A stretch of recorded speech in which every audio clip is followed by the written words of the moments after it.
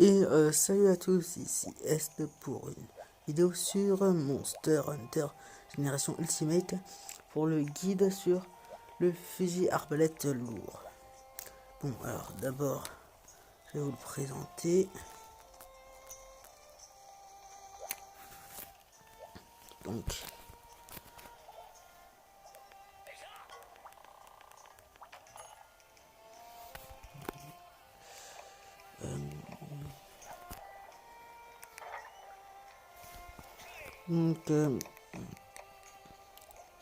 ça ressemble à ça l'icône.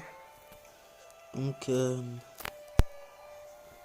ouais, je crois que c'est pas très beau, mais bon, après, il faut que vous voyez, c'est un peu plus classe. Alors, il y en a de plusieurs sortes. Comme vous voyez, il y a plusieurs évolutions. Après, ça dépend des niveaux. Comme vous pouvez le voir, il faut juste améliorer l'arme. Mais bon, ça c'est avec toutes les armes. Donc, les choses à vous dire par rapport à l'arme en elle-même. Donc, fusil arbalète lourd est une arme à distance dans Monster Hunter Génération Ultimate. Cette arme est assez utile car ses dégâts sont assez élevés pour une arme à distance, même si je vous conseille d'améliorer ses dégâts. Parce que ici vous avez des améliorations comme le bouclier, le canon puissant et le viseur. Alors, le bouclier, je ne l'ai pas mis, mais que ça ne m'intéresse pas. Il a une assez bonne défense. Alors là, vous voyez que c'est pour 10 ennemis, mais c'est seulement pour l'enlever. Par exemple, le canon pète. Ça rajoute 5 de dégâts. Alors, c'est pas très ouf, mais ça rajoute très peu de défense. Donc, c'est pas très bien aussi. Et le viseur fixe, ça c'est pour enlever, mais vraiment, le viseur, quand il est pas fixe, en variable, ça rend ultra bien. Donc, alors, l'arme, donc on peut aussi améliorer son niveau, par exemple, pour le faire passer niveau 4, il faut de la dragonite et de la peau aquatique. La dragonite, vous la trouverez dans le volcan, mais je ne suis pas encore.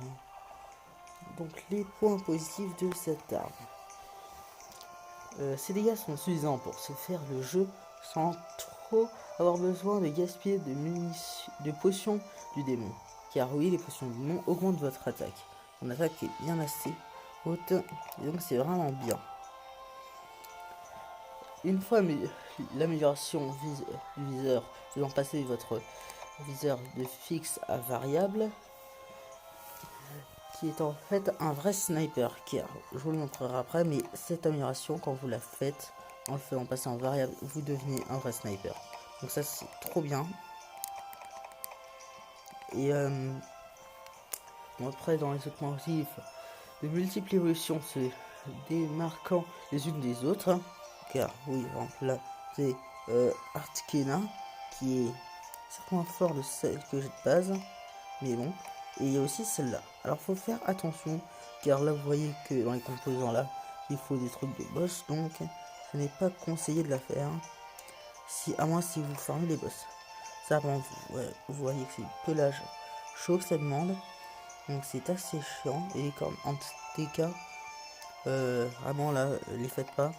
Moi, faites comme moi, essayez d'avoir la prochaine évolution. Donc, l'arme peut tirer des munitions de tous les types, mais selon certaines armes, tandis les libres seront plus élevés que d'autres. Genre l'arme, elle est... alors c'est pas très bien montré, mais là, cette arme de base, elle est... elle n'a pas de type.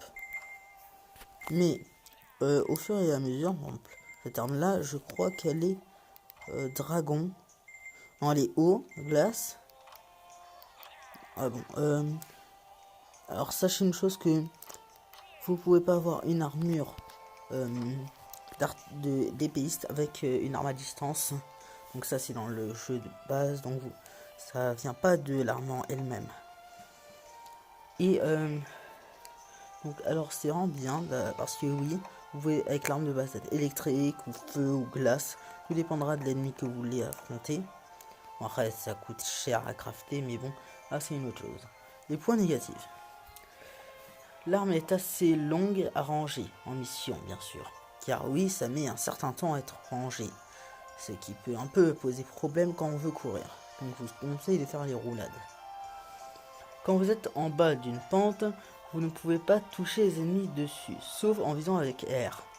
Car oui, quand vous êtes en bas d'une pente, le jeu a un petit bug qui fait que les munitions partent vers le bas, donc dans le sol, alors que vous avez le canon sur l'ennemi. C'est un petit bug, mais bon, voilà. Et de toute façon, j'ai vu que très peu de pentes, seulement dans des zones enneigées qui avaient des pentes, pour les débuts du jeu en tout cas.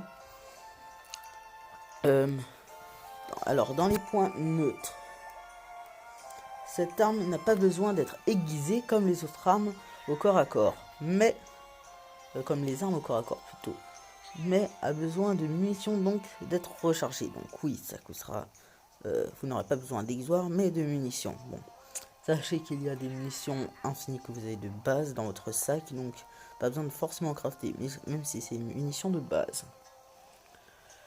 Les tirs mettent plus de temps à partir comparé au fusil arbalète légère, mais le fusil arbalète lourd fait beaucoup plus mal. Car, oui, regardez. Là, on peut... Alors, là, ça peut pas se voir comme ça, mais... Là, on est d'accord. Si on prend la lourde pétrifiée, elle fait une attaque de base de 80. Ok, vous allez me dire si c'est normal. Ok. Elle fait 80 aussi. Mais si vous prenez le fusil de chasseur par exemple, qui est assez classe, alors, il y en a d'autres, mais bon, il fait 70. Celle-là 5, celle-là 100. On va prendre celle de chasseur, donc ça fait 70 de dégâts. C'est nul. Si vous prenez une autre, celle-là en dessous, elle fait 90. Regardez. Et une rare, donc elle fait 100 comme l'autre. Donc on va un peu comparer. Alors celle-là, elle est beaucoup plus lente à recharger. Donc cela comparé à cela. Donc alors. Et oui, le tireur pétrifié de base ressemble à ceci. Donc les arbalètes légères, là, ils sont un peu à voir. Parce qu'il est assez dégueulasse. Même s'il a un fond stylé. Donc après c'est pas les mêmes choses. Les items qui seront demandés pour l'améliorer dépendra de votre avec quoi elle a été forgée à la base. Bon, mais donc voilà. Les tirs mettent plus de temps à partir comparé à un fusil, donc ça je l'ai déjà dit. Donc alors les commandes en appuyant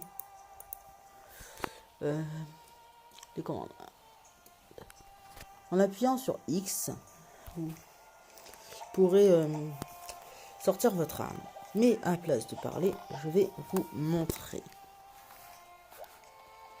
Je vais aller en mission.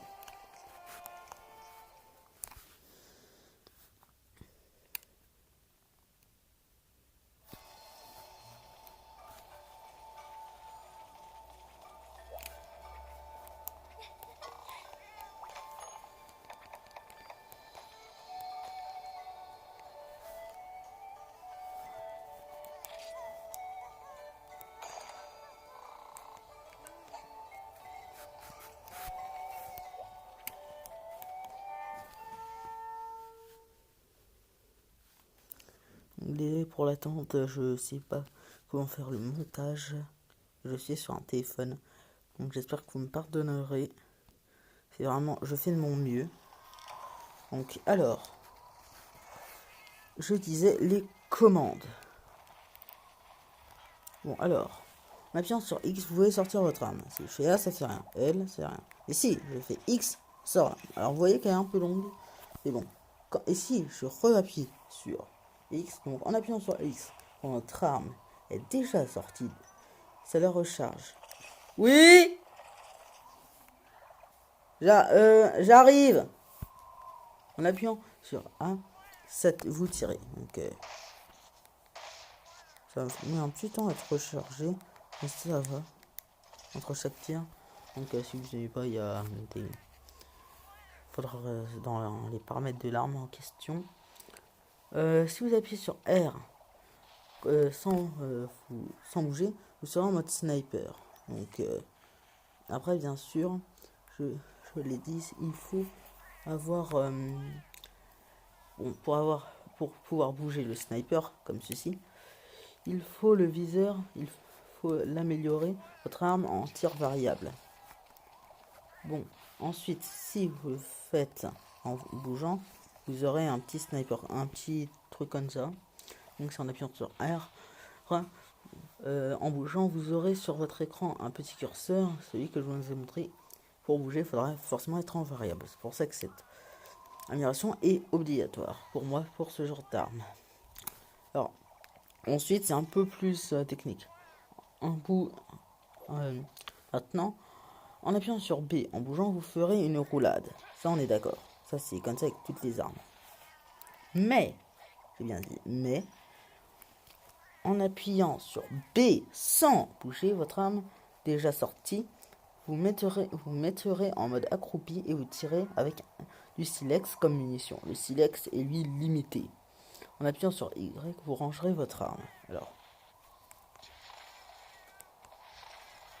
Alors,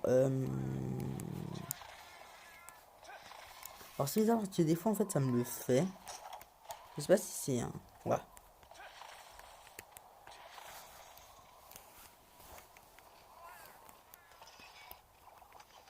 Oups, j'ai sorti. Alors, désolé, mais en fait, bon, alors, j'ai les manettes un peu cassées. Vous pouvez voir, c'est cassé avec mon frère qui joue à Fortnite. Mais, donc, c'est un peu cassé, c'est comme ça un peu avec les touches. Et donc, des fois, elles répondent pas. Mais en temps normal, vous mettez accroupi et vous pouvez tirer. Avec le Silex 5. Bon, après, vous pouvez le tirer normalement, même si, bon, il donne que 4 missions. En appuyant sur Y, comme toutes les armes, vous la rangez. Maintenant, avant que vous preniez cette arme et faites n'importe quoi, écoutez, j'ai un conseil. Et attention, vous ne pourrez pas revenir en arrière pour les évolutions. Si vous en vouliez une autre, il faudra racheter le fusil arbalète lourd de base, donc le pétrifié, ou d'autres. Tout ça dépend de celle que vous voulez. Faites également attention aux composants demandés, ça j'ai déjà dit. Car voilà, ça peut poser problème pour la suite de votre aventure. Donc voilà. Il faut regarder si c'est pour les prochaines évolutions. Donc c'est tout pour aujourd'hui. Donc j'espère que ça vous plaira tout de même. Ah, et pour tous ceux qui étaient comme moi au début et qui ne savaient pas, une fois il faut prendre le ticket d'achat pour les livraisons. Il faut aller vers la classe rouge, faire A. Là vous avez un petit onglet. Parce que oui, moi j'ai bloqué à cause de ça, je suis nul, je sais. C'est mon premier vrai jeu, Monster Hunter. Le premier c'était Stories. Vous appuyez sur A et vous demande la quantité. Vous appuyez 1. Et voilà, c'est ça vous validera la mission. Donc ça c'était en bonus. Alors tout se bloquer un peu comme moi. Donc bye. Et à plus, c'était Steven Est. À plus.